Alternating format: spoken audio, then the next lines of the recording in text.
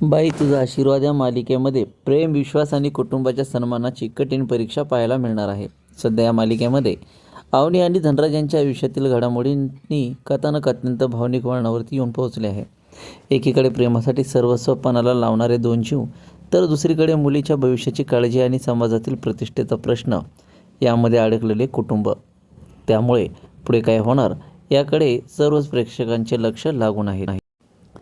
अवनी आणि धनराज यांनी एकमेकांवर असलेल्या प्रेमामुळे घरच्यांच्या इच्छेविरुद्ध जाऊन लग्न करण्याचा मोठा निर्णय घेतला. मात्र हे नातं अवनीच्या कुटुंबाला, विशेष म्हणजे तिचे वडील चंद्रकांत यांना अजिबातच मान्य नव्हतं. धनराज हा पैशाने ड्रायव्हर असल्यामुळे त्याच्याकडे कमीपणाने पाहिलं जातं. त्याचा स्वभाव, प्रामाणिकपणा किंवा अवनीवरील प्रेम यापेक्षा त्याचा व्यवसाय आणि सामाजिक स्तर यालाच अधिक महत्त्व दिले जात आहे. त्यामुळे अवनी आणि धनराज यांच्या वैवाहिक आयुष्याची सुरुवातच मोठ्या संघर्षानं झाल्याचे आपल्याला दिसून येत आहे. दरम्यान धनराज एका मंदिरात देवासमोर उभा राहून मनापासून प्रार्थना करताना दिसतो. अवनी सुरक्षित असावी, तिच्यावर कोणतेही संकट येऊ नये आणि दोन्ही कुटुंबामधील गैरसमज दूर व्हावेत अशी त्याची एकच इच्छा असते. स्वतःपेक्षा अवनीच्या आनंदाला प्राधान्य देणारा धनराज तिच्यासाठी देवाकडे साकडं घालताना दिसतो. या प्रसंगामुळे त्याच्या मनातील प्रेम, काळजी आणि असहाय्यता स्पष्टपणे आपल्याला दिसून येते. दुसरीकडे अवनी फक्त तिची शैक्षणिक सर्टिफिकेट्स घेण्यासाठी माहेरी येते. तिला वाटत असतं की शांतपणे कागदपत्रे घेऊन ती परत जाईल, पण घरात पाऊल ठेवताच तिच्यावर प्रश्नांचा आणि रागाचा भडीमार सुरू होतो. तिच्या निर्णयामुळे संपूर्ण कुटुंब संतप्त झालेले असते. विशेष म्हणजे चंद्रकांत यांचा संताप अनावर झालेला असतो. चंद्रकांत अवनीला स्पष्ट शब्दात सांगतात की आता यापुढे तिने त्यांच्या निर्णयानुसारच वागावे लागेल. धनराजसोबतचे नाते तात्काळ संपवून त्याला सोडचिठ्ठी द्यावी आणि ज्या विवांसोबत तिचे आधी लग्न ठरले होते त्याच्याशी लग्न करावे. त्यांच्या मते हेच तिच्या आयुष्यासाठी योग्य आहे आणि त्यामुळे कुटुंबाची प्रतिष्ठाही टिकून राहील. मात्र अवनीसाठी हा निर्णय स्वीकारणे अत्यंत कठीण ठरत आहे असे या ठिकाणी आपल्याला दिसून येते.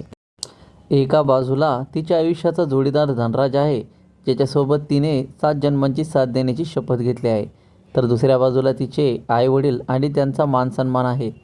या दोन्ही नात्यांमध्ये अडकलेली अवनी कोणता निर्णय घेणार हा सध्या सर्वात मोठा प्रश्न बनला आहे. धनराजला सोडचिठ्ठी देऊन ती बाबांची इच्छा पूर्ण करणार का, की आपल्या प्रेमावर आणि नात्यावर विश्वास ठेवत ती कुटुंबाच्या विरोधात ठामपणे उभी राहणार? जर अवनीने धनराजची साथ सोडली तर तिचे आयुष्य पूर्णपणे उद्ध्वस्त होऊ शकते. पण जर तिने घरच्यांविरुद्ध जाण्याचा निर्णय कायम ठेवला तर तिचे कुटुंबाशी असलेले संबंध आणखी ताणले जाऊ शकतात. चंद्रकांत यांचा निर्णय योग्य आहे की अयोग्य यावरही प्रेक्षकांमध्ये मोठी चर्चा सुरू झाली आहे.